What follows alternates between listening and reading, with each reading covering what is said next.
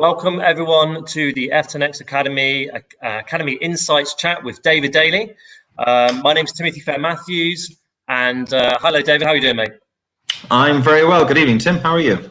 Yeah, good. So everyone's probably wondering where Seb is at the minute. So Seb is on another live, but just to let you know, I'm also one of the co-founders of the group, and I'm going to be doing a little bit more lives anyway with a few speakers, and I'll be talking to you for the next couple of weeks anyway, David. So great to have you on, mate. Thank you so much once again for coming on board and just giving us big shoes to fill.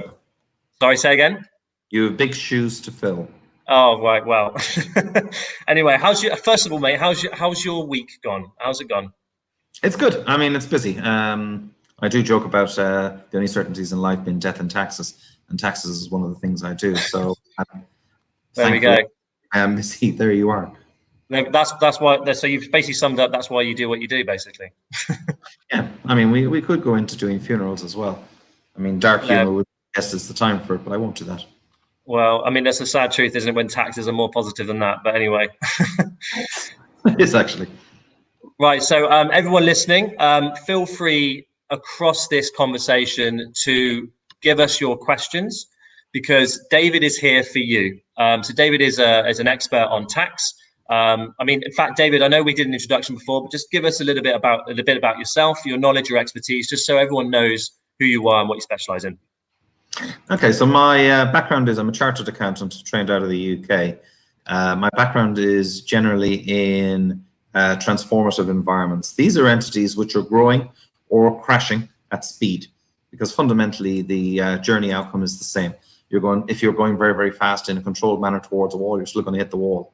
If you're out of control, you're still going to hit the wall. What you need from a finance professional is somebody who puts the controls in place to ensure that you can navigate the good times and navigate your way out of the bad times. In terms on the tax side, because of my experience globally, I've had large exposure to it. When VAT was being introduced here, it was something I'd done quite expansively in the UK.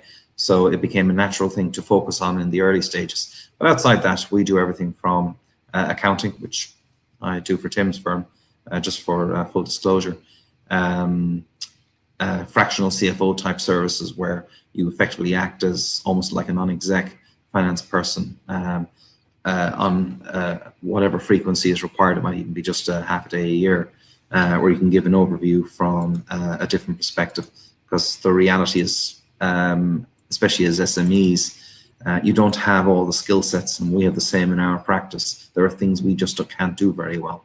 Yeah, it's very true. I mean, everyone. I mean, bring in somebody who can do that. I'm the first to admit it takes a lot to run a business, and you know, finances go well over my head. It's very hard to keep up. You know, the rules are always changing, the laws are always changing, and I guess one of the reasons why we called this the 15% VAT increase, obviously not targeted at the UAE, but certainly one of our neighbours, Saudi Arabia. Obviously, you got to. It's your job to keep everyone up to date with the laws and the rules. So, I think let's maybe start with that as the first topic, mate. What's your thoughts on you know, the Saudi Arabia increasing their tax by 200%? Yeah, it was a bit of a surprise. When you sit back and actually run the numbers of what's happening in Saudi, it makes a bit more sense. It's primarily a petroleum economy. We know that the price of oil is in the toilet. So Saudi is basically not looking at much in the way of revenues. Saudi is a very different market to here in that it's 70% Saudi, 30% expat, whereas we're 10% Emirati, 90% expat. So we're a different model. Additionally, the economic mix here is different. Petroleum isn't as large a sector. It may surprise a lot of you to know that Dubai has little to no oil. And if we look at the sector, I've just got the numbers here in front of me. In terms of Dubai's economy, where I think the bulk of us are tonight, 30% is aviation, 23% is shipping, 26% is real estate. And that is basically 3/4 of the economy. After that, a bit of industrial, leisure, financial services, and utilities. So oil isn't our problem, per se. No. So in terms of the implications on the economic activity with this VAT percentage increase, is that going to affect us in any way? It will. It affects sentiment more than anything. An Undersecretary of State at the Ministry of Finance came out today and stated that the UAE will not be following the Saudis on this. And they don't have to. Now, a lot of you may have heard me in the past say that the GCC VAT law in which all 6 countries agreed to, meant that they all had to agree on fundamental changes at the same time. That meant, in theory, that the Saudis couldn't raise VAT. However, it's not live. So they're all converging towards that point. So there's a loophole in the law as such which allows the Saudis to do this. And once all 6 countries are live for VAT, they'll either all agree to go to where the Saudis are at 15%, or Saudi will have to jump back to 5%. Now, the reality is that the Qataris and the Kuwaitis are unlikely to be launching VAT anytime soon. The UAE, as I said earlier, have said that they're not going to follow suit. So I don't think it will happen. However, there is a sentiment element here. We know shortage of money, and there's always the fear in people's minds that that may happen. That causes people to reduce their spending, and that then has the knock-on effect through into consumption. If you're a B2B business supplying into a customer who's a B2C, it's your customer who's going to see this first. Now, yeah, of course, yeah. Each of you are specialists in your own fields. You're seeing it in a given business stream, or sorry, in a given type of business. Because of what we do, we're working across multiple businesses. We get a much more holistic view by sectors as to what's happening. Right. So, yeah, there is a slowdown, but there is business activity happening, and there is preparation for coming out the other side, which we will. So, when and if these countries all align, and I'm assuming that it's probably going to all jump up to maybe 15, as opposed to Saudi coming back down to 5. What's that going to maybe look like, hypothetically, for, let's say, UE businesses here that have to then jump to that? Because obviously that's just going to then be bolted onto people's either services, products, prices, and that's obviously, like you just mentioned, going to affect the end consumer. Do you see that being a good, because you're actually a fan of that, aren't you, mate? I mean, you see this as a good thing. So, I mean, would you mind just telling us a bit about that as well? Because I know a lot of people probably think, why is that good? But I mean, explain it. There's 2 pieces to it. Does it have an effect on consumption? Yes, it does, because it's going to slow down purchases by people who are unable to reclaim VAT. And that's one of the things in people's minds. A lot of people on the call today will be registered for VAT, and they're aware that they charge and their customer reclaims. But the end consumer ultimately pays and doesn't get it back. Now, if their costs go up by 10% because there's a 10% increase, or sorry, there's a 200% increase in the rate of VAT, that may actually delay their consumption. So there will be an effect on consumption, and that's going to feed back into your customers if you're a B2B, wherever you are in that supply chain. That's one part of it. So it is, yes, going to have an effect on consumption. One thing to keep in mind, the average VAT rate globally is 19.1%. So it is a low, and we just brought it in. Now, why do I think it's a good thing? We're very good at bureaucracy. We are we're terrible bureaucrats, but we're not good at it. One of the things that VAT has forced us to do is to take seriously our financial record keeping. If you don't, the penalties are severe, very severe. Yeah, do you know what? I think before that came along, I think my books were an absolute mess. I mean, I was great at making content, but yeah, I mean, it must admit, it's made everyone level up their game, hasn't it? Really? No, you have no choice. And I mean, there are people who haven't, and they're going to pay the penalty for that when an audit comes along, and it will come along. I mean, people are operating on a little better than a board with a nail through it.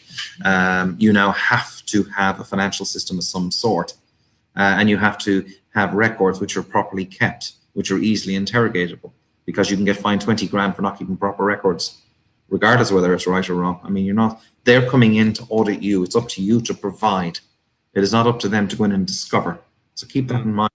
And the taxman, this is the government's money. I mean, in Dubai context, this is Sheikh Mohammed's money. Good luck in trying to explain to him, I don't know where the paperwork is, the dog has it. That's not enough. And to be at a first world level, to be leading edge, you should be on top of your records. How else are you going to manage your business if you don't know what's been happening because you haven't been keeping proper records? So this is forcing us to be better at how we manage our business financially. I know it's a pain, there's bureaucracy, and by the way, I'll talk later about additional bureaucracy you're all about to face, everyone. But we'll come to that.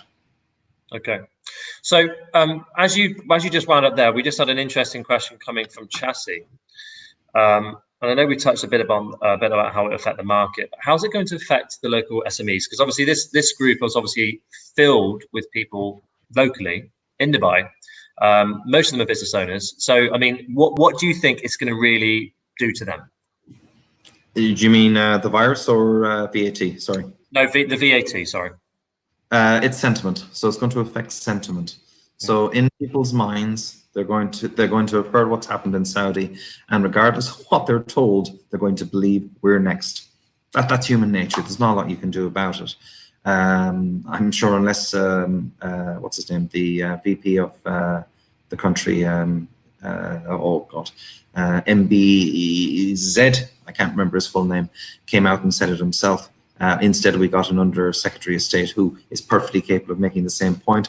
The reality is we work on signals. This will affect consumption.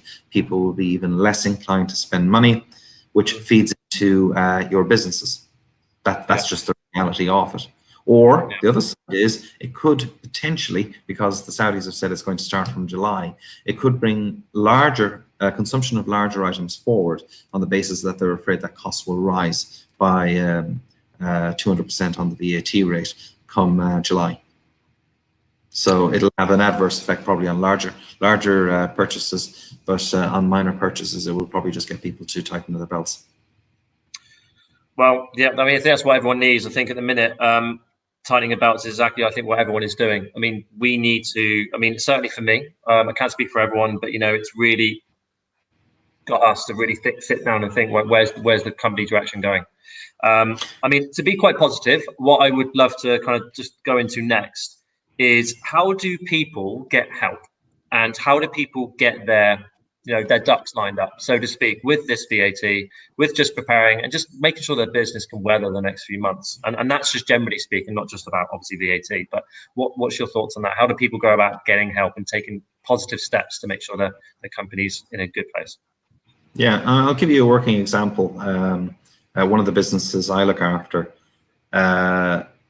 what he had done, which was wonderful, was he looked at his business stream over the next 6 to 8 months. He then wrote down roughly what the incomes would be, what the costs would be. He effectively did a budget, which was really also a cash flow forecast. Yeah. Very, very simple stuff. And everybody I work with, and Tim, you'll have seen this spreadsheet, or one of your colleagues will have. I send them a spreadsheet. We spoke about it in the last time when I was speaking with Seb, and I handed it out to everybody.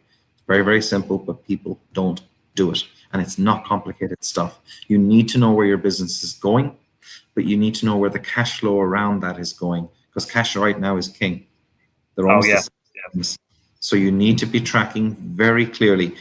When are these revenues likely to come in? What are the costs? You need to start having very honest conversations with your suppliers and tell them where you are, because then they're going to be willing to work with you. There's got to be trust, because credit lines are disappearing. There are people who cannot get credit at all. They've got to pay cash at the point of delivery. The F&B sector is a good example. We've had various reports out over the last couple of weeks. There's 11,000 F&B units, just in case you're wondering, in Dubai. About half of them aren't expected to make it. Now, you can argue that we had too many in the first place, and all we're seeing is a natural clearing, and you're absolutely correct. That's exactly what it is. But people will survive, and the vast bulk of businesses will survive. Again, let's always use working examples. 1929 was about what, 30% unemployment. The reality was 10 people were still working. The economy was still working, and that won't be any different. We know people are leaving or planning to leave. That's a natural clearing in the economy. What you need to be as a business is prepared. You need to be doing the analysis. You need to be staying close to your customers. That means you need to talk to them. Because remember, think of it like this: your customers are downstream. They're closer to the ultimate consumer. Okay, they're going to be moving first. I'll give you another working example. I have a client who works with the malls. So they're obviously having difficulty now because of the limitations of what can be done in malls. And what I said to this chap was, I said, your customer is going to know that things are going to unwind first, because the government is going to need to speak to them. So they're going to be closer to that decision point. If you can stay close to your customer, as they get word that things are going to open up and they roughly know when it's going to happen, they're then going to need to engage with you to deliver services which they do not normally do. So working with, being close to your customer, chatting to them, have a virtual coffee, have a coffee if you even can. You can now. It is worth it. But stick No, to your... yeah, we've been saying, I think a lot of talks have been centered around this. Like, you've got to water the pot from the inside, as though Raj says, Raj Katachu, who was on it before. I mean, you've got to really keep your finger on the pulse and just know what your customer's doing. Like, literally nurture where the money's coming from, right? I mean, it's just basic, isn't it? It's basic. I'll give you also this thought. Not all businesses are going to come out of this in any recognizable form. Again, let's stick with real examples. Let's look at the commercial property sector. I have a company that had a 10-floor office. Everybody's been working from home pretty much for the last 2 months, and that is not likely to change going into the future. As a business, now got my business working, even with everybody at home, I'm going, where the hell am I paying rent for 10 floors? I don't need 10 floors. I need probably 2 or 3. I want to see people twice a week. That sector is dead in that form. If you're wondering, oh my God, all these people are going to lose their jobs. Yeah, they are.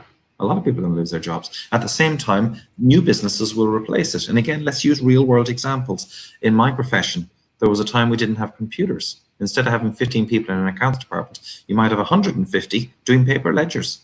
God, it must have been terrible. But at some point, computers came, all those people lost their jobs. In fact, dot-com boom is a better example. Travel agencies. They were all over the place. I remember in London going down to Trailfinders in Victoria to book my flight home in August for Christmas. Now I just go onto Momondo or Skyscanner.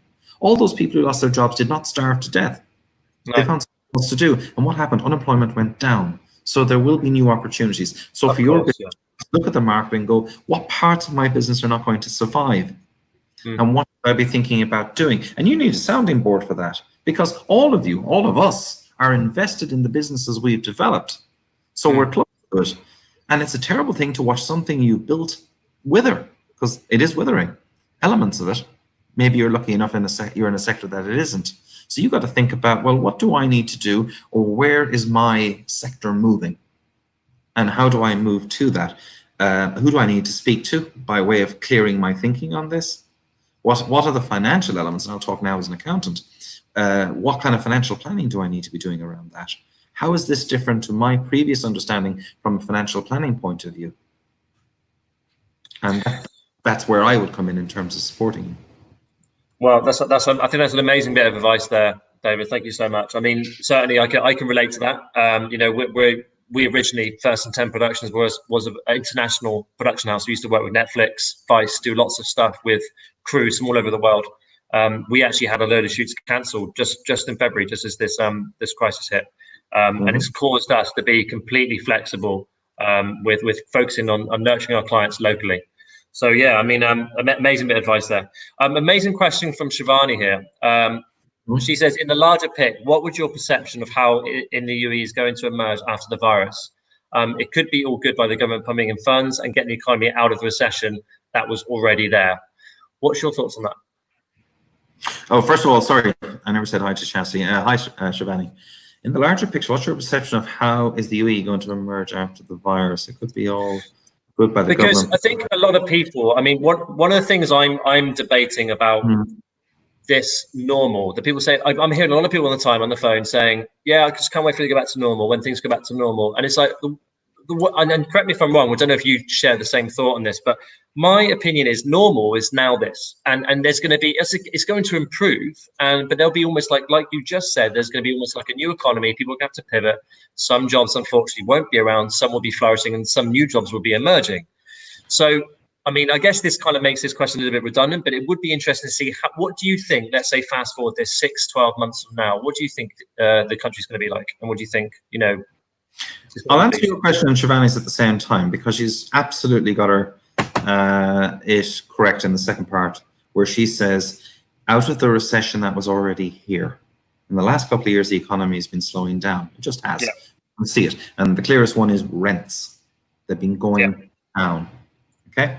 You could see it in the malls. Are people carrying bags? By the way, that's how you judge success of a mall. Don't count the people, you count the bags. Who's shopping? And not people who are going to Carrefour, because people need groceries anyway. That's irrelevant. So think about the fact that we knew that a recession was going to come at some point. We needed a correction after the 08, which has taken far too long to get here. We didn't know in what form it would arrive. And this is what you would call a black swan, an unexpected outcome, although the outcome in itself was expected, just not in this form. Now, a major pandemic or recession, depression, which this may be yet, means it's a bit like there's going to be an avalanche. There's so much snow now at the top.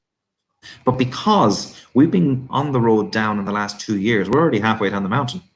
So we're actually in a much better position than a lot of places, because we've already been having to make adjustments in how we conduct business over the last 2 years. So we're ahead of, which is good. Now, the key thing here is, and this is an important one to keep in mind, everybody thinks in a recession that everything slows down. That's not necessarily true. In many ways, things speed up because all the changes, mostly technological, which have been kind of brewing under the surface, speed up. All of a sudden, people who were messing around with automation type projects is a good example. We work on this type of thing, where we used to have manual processes involved in doing different elements of work, which we can actually automate, but we never kind of got around to it. We're now looking at, well, what do we do to make ourselves fitter in the future? Damn it, let's automate. You'll see Carrefour, great example. Carrefour is now pushing even more the use of the handheld scanners when you're going around.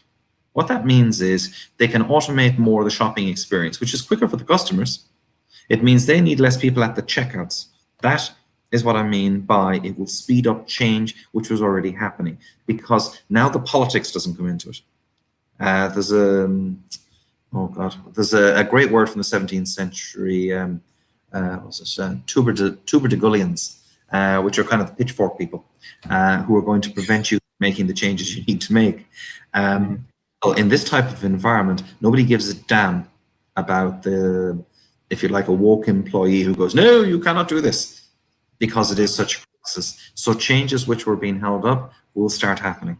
And if you are supportive or an agent of that type of change, both in your own organization and for your customers downstream, and this would have to be pitched in at owner level, because the guy down the food chain does not want to hear that everything he's been working for over the years means he may no longer have that job.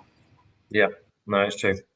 This is actually a good thing, and Dubai is lucky enough in that because it came to modernization late. I mean, this was a fishing village 30, 40 years ago.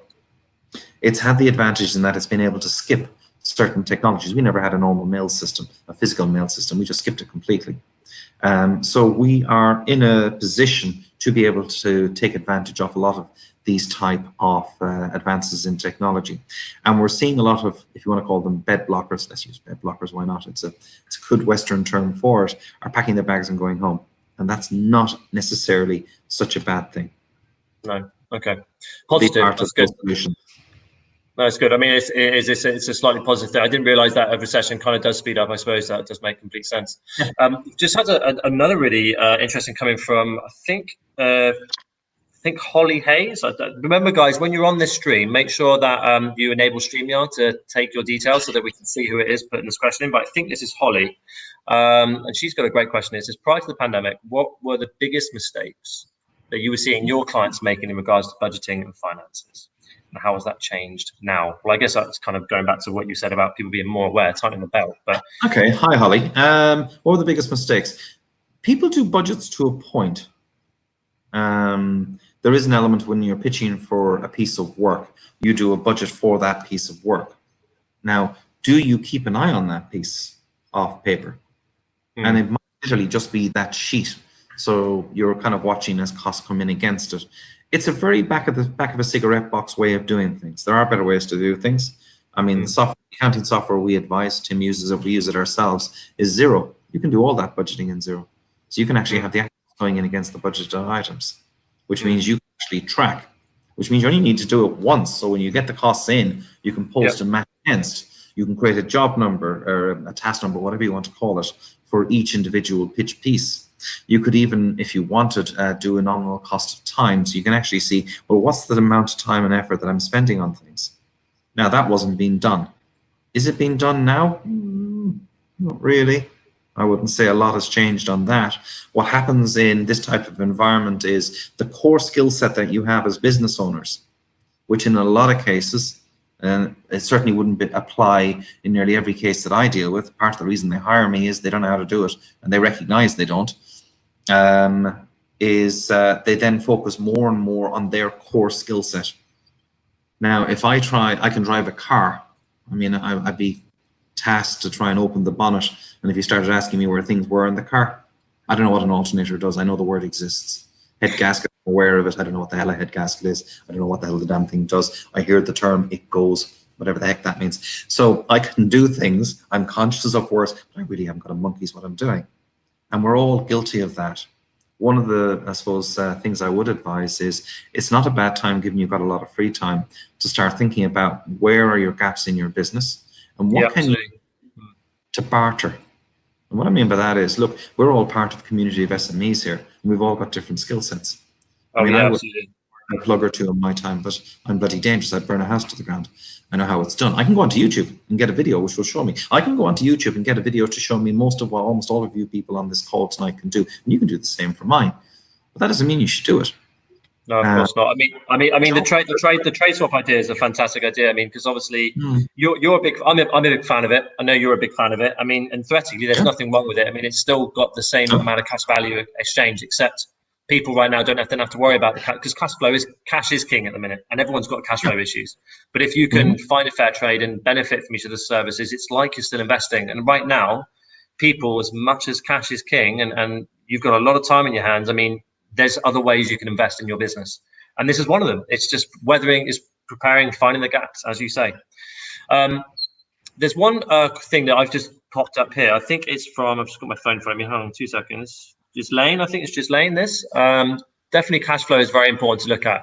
Specifically, the receivables are not coming in my cash flow, and I'm simply kind of, unfortunately, all clients are finding excuses. So this is interesting, because I'm actually finding that as the same concern with me. A lot of people that owe us money are not paying us, and as a result, that trickles down. So how do you think that's going to play out? Because a lot of people are actually not paying people. Now, that's obviously having a very negative effect on SMEs and brands and all other stuff. So what do you think about that? It was obviously going to happen. The key thing here is how you've been managing it to date. Now, it does depend on the size of your organization. If you're a 1 or a 5 person organization, it's a very different thing. If you're slightly bigger and you have got some kind of finance function, one of the things you should be thinking about is think about the different points. So let's say you're dealing with a customer which has got maybe a couple of thousand employees. Okay, they're going to have normal functions with multiple people in it. What you should have in your mind is, what is the flow on their side that leads to the point that you get paid? Who are the people? What are their names? What are their contact details? What relationships have you built? So, and this is something you should have done. It's a bit late now, I'm afraid, me telling you this. I think Tim, I had this conversation with you guys last year, is you're going, right, who's the person who receives the invoice from me? Who do I need in my organization to make friends with that person to make sure the damn thing gets posted? Now I know it's at least on the accounting system. Okay, who owns the relationship with the client? Now that you know it's on the system, has the client been given their copy and told to sign the damn thing and send it back? Now it gets back to finance. What happens then? Does the FD need to sign it? Is that all that's required? Excellent, good. Now I understand the process of how that paper moves around the organization. That deals with that. But as I say, the horse is kind of bolted on that one. You may end up in a bit of negotiation. There's something to be said for going in, going, look, you owe me 10 grand. Pay me $1,000 a month over the next 10 months. That's better than constantly chasing, spending money and spending time chasing somebody in the forlorn hope that thing is going to turn up in the next 6 weeks, 8, 10 weeks. Because we are all in the same boat. At the same time, people are, I mean, it's excuses, but it's not excuses, because everyone is in the same boat. And some people are feeling it more than others. So I guess it's empathy. Well, the other thing is, if you make that kind of deal, the upside of it is that you're off their case. And as long as they stick to it and you get something, it doesn't have to be $1,000 a month. It can be whatever is agreed. Yeah. Now, one of the things you do need to take in mind is, because these are rough times, is your customer may be going out of business. That can happen. In which case, deals really aren't worth anything to you. We're an unusual environment that we don't have bankruptcy laws. So going out of business here. And actually, this is actually an interesting point to keep in mind. For those of you who were here in 08 when everything went wrong, what people did then, if things were really bad, was they headed to the airport and flew home. Well, you're not doing that this time. So this time is going to be very different when things go bad, because these people have nowhere to go. So I don't know what the government's going to do, because that natural release, which allowed people just to jump country and leave behind their woes, is gone. So all these people are going to be stuck in country. Now, how that plays out, I have no idea, and I don't even know what the government thinking is. So yeah, it's a very different problem, I know, compared to like the last crash, like 2008. I mean, it's not like you can use what happened in 2008. It's a very different. This virus has really made things a bit more complex. This recession, by the way, is going to be a lot deeper and a lot longer than 08, because in 08 the governments went out of the way, did quantitative easing, pumping liquidity back into the market. Now we have no end to liquidity, and actually, here's an interesting one for you. With all the money that's been printed, those of you with any kind of economics background may be thinking, where's the inflation? Because we have no inflation. If anything, we're going into a deflationary spiral. And all that money is the reason, one of the main reasons the stock market is held up, because it's got to go somewhere. And it's gone into stocks. I mean, it's barmy, but that's where inflation now is. We got inflation in the stock market rather than inflation in goods. Now, I was saying to Tim earlier on, if you really want to get into a lovely conversation on macroeconomics, one of the ways to get out of it is to create an efficiency in the market such that you create overemployment. And therefore that puts salaries up and recreates inflation. And that's, by the way, where we may end up going over the next maybe 10 years. This recession could last some time. I'm sure. I mean, what was it? I think Forbes magazine said every month in the downturn takes 3 months to recover. So if this is a 10-month thing, you're looking at 30 months, 3-4 years. But let's try and be positive, because this group's all about positive. It's not all doom and gloom, guys. So just to kind of recap a little bit for those who've just joined us, we were talking a bit about recessions. Actually, not being as slow as you think. There's going to be a lot of new jobs coming up, a lot of businesses thriving. Yes, it's not going to be great for everyone, but it's just about pivoting, preparing. And this is going to lead me on to something that Arnold has just sent in. So he said, how should companies prioritize budget in terms of marketing, investing on technology and operations, and what are the top priorities in order to thrive? Which I think is a great question, because investments need to be made incredibly wisely right now. I think we've discovered that we definitely need to make sure that our books and our, all our VAT's in order and everything is, so that our business can weather it. And but with regards to other investments, David, what do you think on that? You've got to see what is going to drive sales, which you're going to get paid for. It's very easy to write business, which may never be paid for. You'll always find somebody who will appoint you to do something. Marketing is traditionally the first thing that gets sliced in a downturn.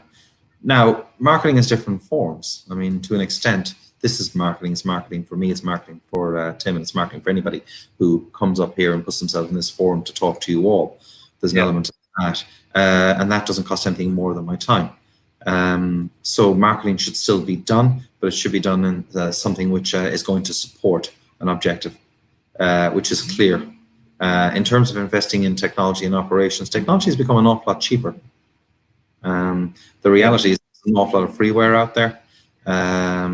I mean, just look at what we're doing right now, and I'm sure everyone's using Zoom in a minute. I think of the time you save by not driving to meetings. I mean, I think that's something that's going to stay around.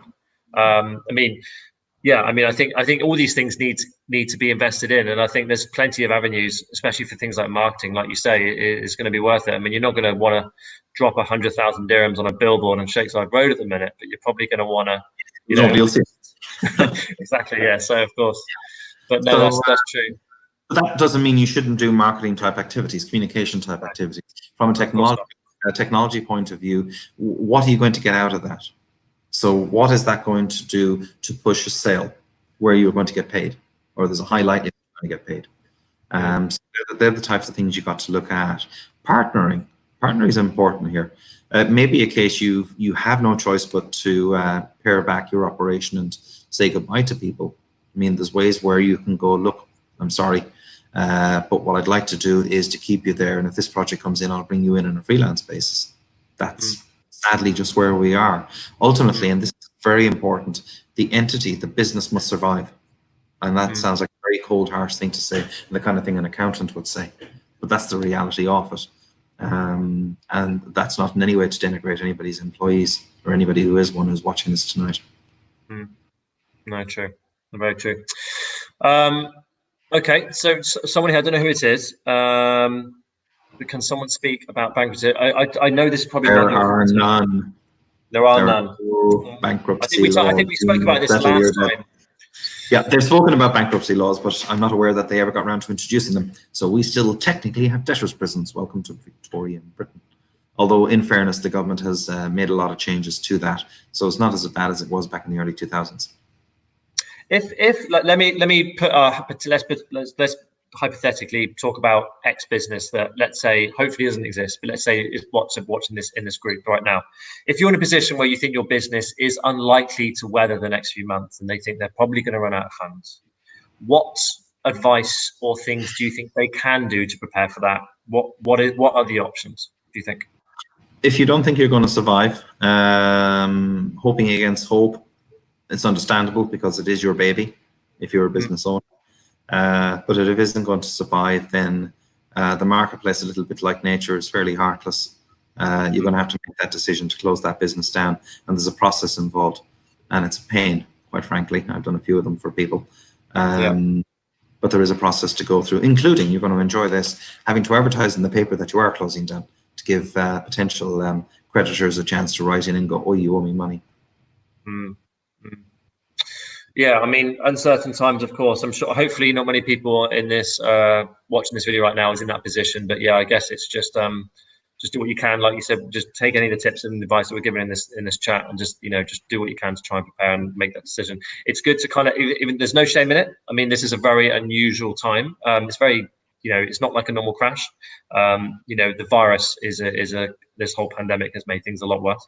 And like you said, but the positive thing is like there might be some, in a silver lining for some businesses, it might be some of the best things that's happened to them with regards to the change, the restructuring, the pivoting. I'm sure there's going to be a lot of brands that come out of this that will actually probably be having a better model, more profitable model. The team might be different, the brand might be different, what they're doing is different. But I mean, we just again, let's use a real world example. If you go back to the 90s, remember the 90s, there was a company called Blockbuster. I believe it was a 100 listed company. I think it's gone now. The reality Blockbuster remains. There's one store left in the US. Really? I googled this the other day. There you go. But you know what I mean. You're talking about something which strode the world. It's gone. Jeff Bezos was asked last year. He said, "Will Amazon still be the top company in 50 years' time?" He said it mightn't even exist, and he's right. I mean, the reality is things have a lifespan, and there's very few entities that do survive. And if you don't believe me, go and have a look at what was in the FTSE 100 in the UK 100 years ago. I don't think there's that many of them left. That's just the nature of things. In the same way, in 100 years' time, none of us are going to be here. No, that is true. That is true. So we've got another interesting question. I think this is from Rajiv. What happens to PDCs, that's post-dated checks, I'm assuming, against business loans? If those checks are presented, what happens then with regards to the law currently? Okay, post-dated checks, which is rather unique to this region. In a Western sense, a check is a bearer bond, payable on demand. You can't actually post-date them. You can here. So what happens if it bounces? Because that's fundamentally what we're saying. The law got changed. So your creditor can still go to the cops and go, oi, this guy wrote a check and it's bounced. So in the old days, they would come pick you up and bring you off to jail until it cleared. They wrote off 100 dirham a day until the value of the check was written off. That was the old way of doing it. What they do now is they give you an opportunity to settle it. They give you an opportunity to earn enough and to prove that you can earn enough to eventually get on top of the debt, because eventually they realized that it wasn't practical what they were doing. There's no point leaving somebody in jail where they can't earn money or can't do business as a way of earning their way out of those debts. So the world has got, the world here in terms of post-dated checks has got a lot better, but it's a tough place to be. One of the bigger issues you face is who you bounce that check on. If it's on a financial institution, they may have the right to penalties. So you could see yourself getting whacked, and you do see this here. People get charged large penalties by financial institutions, and then you get interest on top. And before very long, the penalties and the financial interest are more crippling than the original amount which was bounced, and they can never ever get on top of it. So as a rule of thumb, it's up to you as an institution or as an entity to decide how it is that you pay people. I can only speak for myself. I write one check a month. I rent a car and my own place, and that is it. I have 2 checks clearing every 2 months because they both clear on the same day, and that is it. And I write them and then hand them in. They clear within a day or 2. I am extremely wary in a country where the sanctions are what they are, although they have got a lot better, of writing checks. And I know that's a difficult thing to do. Do you think the crisis we're in and the situation we're in, do you think that the laws probably are going to change and adapt after something like this? The laws are always changing. Are they going to change around bankruptcy? I would suggest they won't in the short term because the government is far busier with other things. So yeah, I guess so. Priorities, and they're extremely busy. I mean, Dubai popped up 2 emergency field hospitals that can cater to 10,000 patients. I mean, they're well distracted. Abu Dhabi is starting to face into its Wu flu issue, so which has started in more recent times, unsurprisingly. I'm not expecting any great changes other than they may make a gesture. So last month, for example, they allowed people who were due to pay VAT by the 28th a month's leeway, and that's gesturing more than fundamental changes in legislation, which change how businesses operate. One question here. Do you think the recession will turn into pressure globally? I think that's kind of a little bit obvious, but I mean, what do you think on that? I think it probably will. I don't see how we get out of it. Again, let's all stick with working examples because it's an easier way to think of it. Ireland, my home country, we are currently handing out 350 euros in our money. That's about 1,400 dirham a week to those who are unemployed. And right now, a quarter of the population are unemployed. Not a quarter of the working population, a quarter of the population. Sorry, excuse me. Yeah, no, a quarter of the working population are unemployed. Yeah, so that's a massive drain on state funds. So what it basically gives you a clear indication is that the state sector is now larger as a percentage of the total economy. And we've, in the case of Ireland, we're the second most indebted nation in the world after Japan on a debt per GDP basis. We never properly recovered from the 2008 crash globally. What we did was to print tons of money to refloat the banking system, but we didn't really deal with the underlying debts. So the debts have been growing. We're now into a situation where monetary policy, i.e. Quantitative easing in terms of printing money doesn't work. Not only that, it hasn't created inflation. I mean, that's a kind of fundamental piece. So that policy doesn't exist anymore. So we don't have the tool of pumping money into the system. We can't lower interest rates. British interest rates are down to 0.1%. They've nowhere to go. So you can't lower interest rates to encourage people to borrow. So that's fiscal policy. So fiscal policy and monetary policy, you don't have the tools. And by the way, there are only 2 types of tools. So what's left? And you're hearing it from a few cases. There's something called helicopter money. You'll have seen that coming out of the States. I think it's a Milton Friedman policy from, I think, the 50s. David McWilliams, the Irish economist, has called for the same thing. This is where, and you're going to love this one, the government gives you money. And it goes, here is money. Take money, and they give everybody money. And what they're hoping is that you will go and spend the money. And in economics, we talk about the marginal propensity to consume. So if I get a pound, if I get a dirham, and I go and spend that dirham on Tim, and I buy something off Tim, Tim might put 2 cents of it, or 2 fils of it aside, and he goes and spends 98 of it. And now you've got a circle of money, and that creates activity, and that's how the economy works. What you want is a reasonable balance between the propensity to consume versus the propensity to save. Certain nationalities are more savers, the Germans, Japanese. Certain ones are more spenders, us, the Americans. It just kind of depends what economy you're in, but you do need activity in the economy. When that stops, then activity stops. Now all of a sudden Tim isn't getting my dirham, I'm sitting on it. Now that dirham's doing nothing useful. It's no good to me anyway. I might as well get something for the dirham. And then eventually, if you think about it in a circle terms, if there's 5 of us, or there's only 5 people in the economy, and make it simple for yourself when you think about these things. I spend a dirham on Tim, Tim spends it on John, John spends it on Timmy, Timmy spends it on Nora, Nora spends it on me. Now we have activity, and the money's going around. And that's kind of fundamentally what we're talking about. So we need to recreate activity in the economy, which right now, because we're all sitting on our arses at home, it's kind of stopped. Yeah. No, it's true. No, it's true. What in terms of the difference of economies, what do you think countries are doing quite well at the minute? Because everyone's behaving a little bit differently. And I think with Boris's announcement today in England, I mean, obviously everyone's a bit confused with his direction as well. I mean, what countries are doing well and what ones aren't? Okay. Right?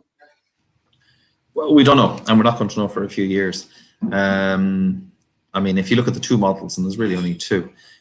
There's the Swedish model, which is herd immunity. Let's just go for it. People are going to die. And do keep in mind this is a virus, and as Michael Osterman, the noted epidemiologist, said, you can't stop the breeze. We're all going to get this. It's just win.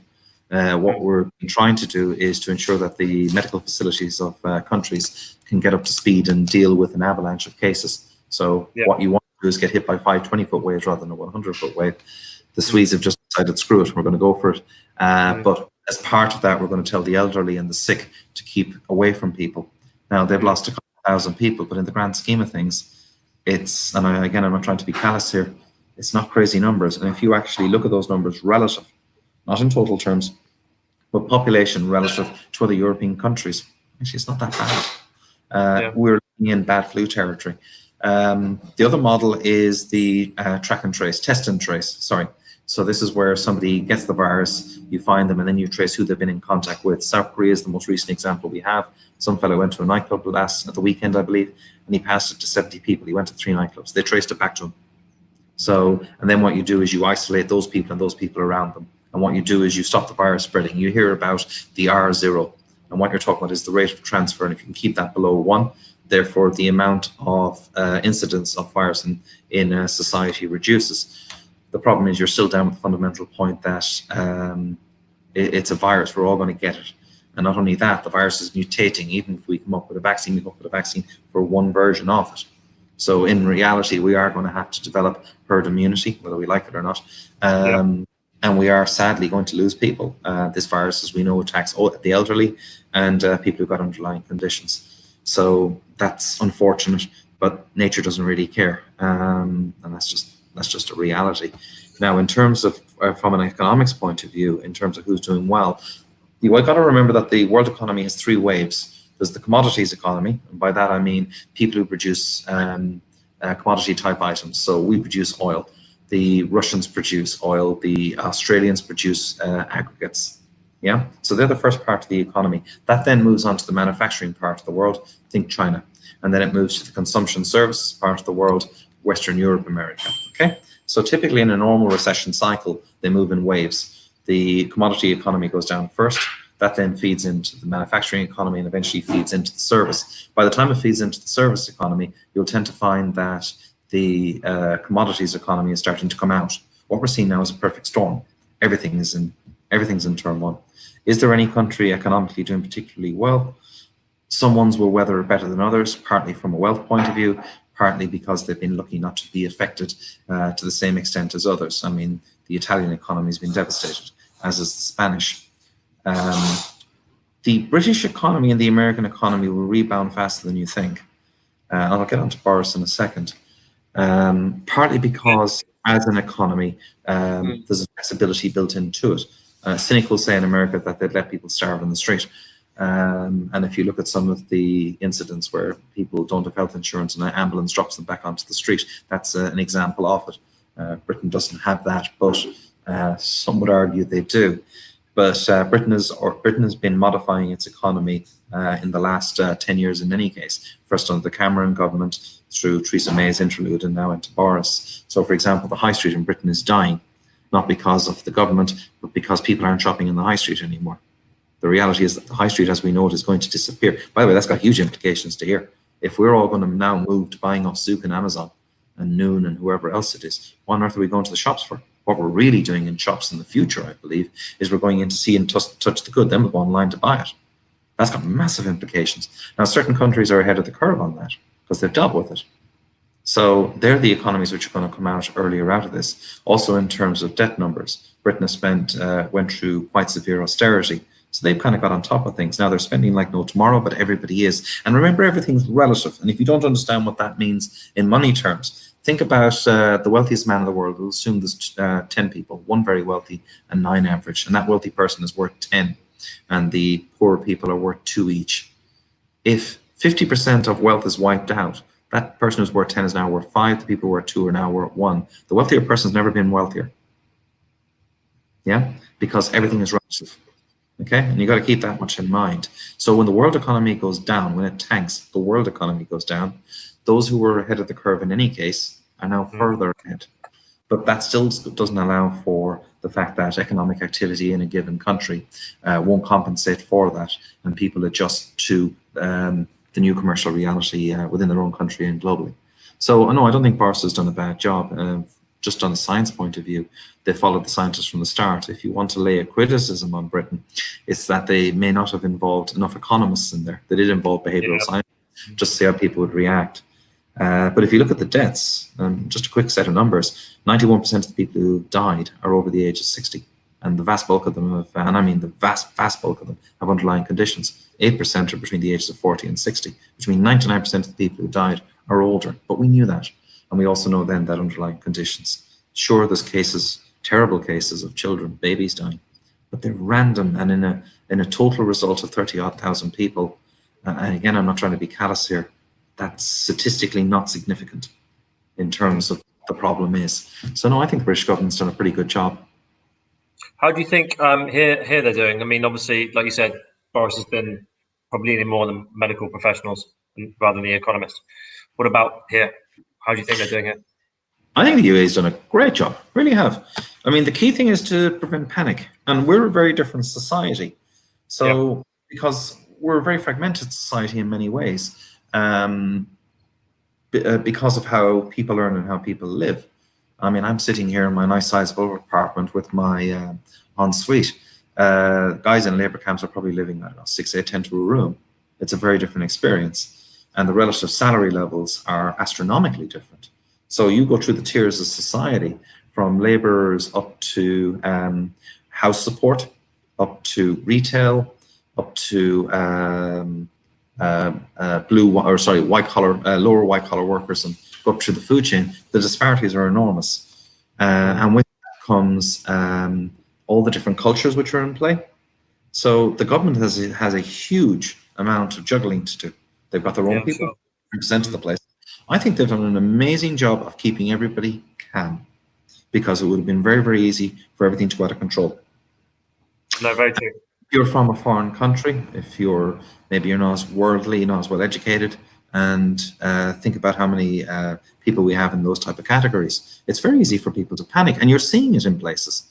Go and have a look at what's happening in the favelas, I think the word is, the slums in Brazil, what's going on in townships in South Africa. It's panic, and they don't have information. The government here has been really good at informing. Now, you can argue they could have been more informative, but hell, you hear that in Britain all the time.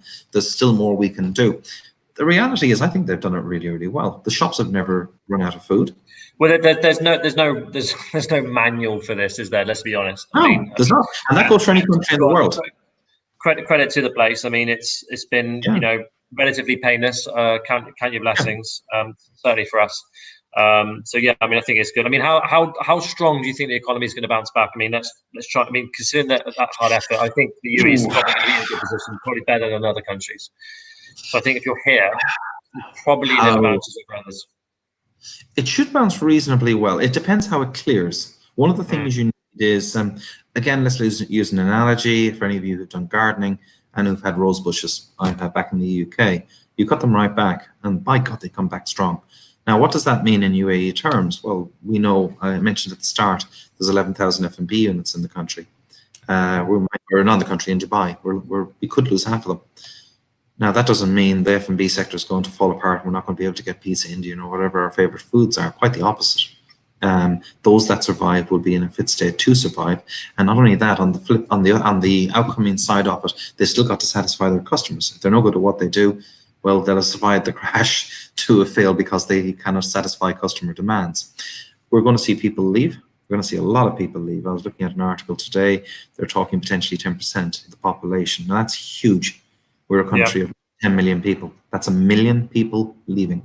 Now, we already know the papers here have spoken about, I think it's 40,000 Pakistanis who've registered to go home. I don't know what the number would be from India, but given the populations here are not so dissimilar, it's going to be maybe between 40 and 60. So that's 100,000 there alone gone who want to leave. The question is, how are they going to be able to? There's going to be people from all over the world. We have 200 countries represented here. So we will see people leave, but that will lead to a clearing. And that, in a way, isn't such a terrible thing. Again, I'm not trying to be callous here, but the reality is that we're guests here. I'm very thankful. I've been here 12 years and I love the place. And in a privileged position, I suppose, enough to know that I'll make it through to the other side. I know people won't, and I know people who are already planning to go for one reason or another. But no, I think we'll come back out of this, because I think we will take advantage of the technological and work innovations which are out there. We'll take advantage of this crash to get past the politics and the blocking, which has been happening over my years that I've seen here, because I've done consultancy here, where it's very, very difficult to get anything done because people are resistant to change. So no, but it will take time. Someone's just put over 200K from India. Sorry, I'm just seeing those numbers. Okay, I'm reading the wrong publications in that case. Wow, 270,000. Well, that makes more sense, because as I understand it, is it 5 or 6 million? 5 million in this country are people from India and Pakistan alone. So if we're going to lose 1 million people, that would suggest that the bulk of them would have to be from India and Pakistan. That's enormous. I mean, the airlift operation or Navy operation to get these people home is astronomical. Mm. But I mean, like you said, being positive. I mean, because we're going to wrap this up quite soon, guys. So any last minute questions, guys? We've got a few minutes. So if anyone has any last questions for David, please put those in. But just to recap kind of what we said, so anyone who's tuned in a bit later, one of the things is, leading on from what Saudi have done with increasing the VAT, until all the countries in the GCC align, it's likely that it will go up at some point, even though the UAE are not doing it. And the best thing to do is be prepared. So you have David as an asset in this group, guys. If you have any questions, I'm sure David, and I don't want to be candid here with your time, but I'm sure you're more than willing to speak to anyone who needs any advice. Yeah, okay. Look, I mean, at the end of the day, if it's just a quick chat, that's fine. I mean, obviously, if it's something, and we can have a conversation around that. Sure. Trade swaps are great, obviously a good deal. So at the minute, like, a lot of people are really not in a position where they're cash rich, or the cash flow's there. So if there's any way you can still invest in your business and find ways to work together, that's obviously a fantastic way to kind of keep things going. And obviously, just to remember that if just because in a recession, just because it may seem like it's slowing down, it won't. There'll be a lot of new jobs and new companies emerging, and your competition also, guys, will be thinning. So your ability to pivot, and if you can weather this storm, you'll come out of it hopefully on the other side much stronger than you were going into it. I think that's kind of like, a good kind of way to look at it all, to be honest. Yeah. Anyway, David, thank you so much, mate, for being with us and giving us so much useful information. That was amazing, and like I said, guys, anyone who has further comments, David's happy to have a quick chat. So I mean, thank you again, mate. Really, really appreciate it, and we'll see you again in a couple of weeks. Okay. No problems. Good night. Take care, guys.